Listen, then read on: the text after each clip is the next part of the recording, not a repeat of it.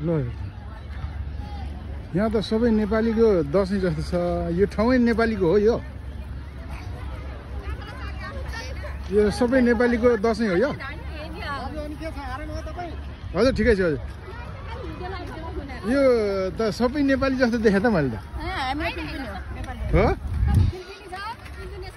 हो तर यहाँ त सबै टिका लगाएको देखेँ मैले चाहिँ खुसी लाग्यो है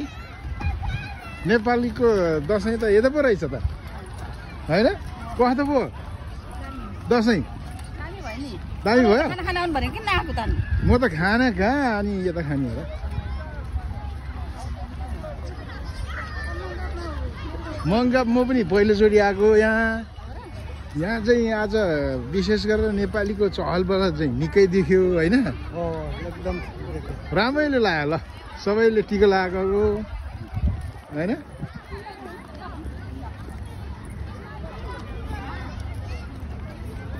यो नेपाली पार्क हो यो तपाईँहरूले लाउनु भयो ल एकदमै ह्याप्पी विजय दशमी है त ल एकदमै खुसी लाग्यो आरामै हुनुहुन्छ कति पो यसरी लाउनु भएको यहाँ 10 महिना भयो तर दसैँ यसरी लाउनु पाउँछु भने थाहा छ लगाइरहेको छु नि होइन जहाँ भए पनि हामी नेपाली हो होइन ल सबैलाई धन्यवाद हस् हस् हस् भिडियो बनाउनु मिल्छ नि होइन ल धन्यवाद धन्यवाद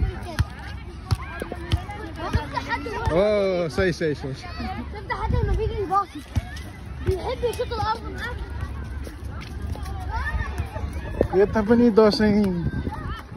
यता पनि दसैँ सबैलाई दसैँ शुभकामना हजुर आरामै हुनुहुन्छ हस् ओहो कति रमाइलो ल हेर्नुहोस् त जहाँ बस्यो पनि नेपाली हो हामी होइन होइन ल एकदमै खुसी लाग्यो हाम्रो चेलीहरू हेर्नुहोस् आहा ल हेर्नुहोस् यहाँ हेर्नुहोस् यो पो हो त होइन ओ ल ल ल ल ल एकदम एकदम एकदम ल धन्यवाद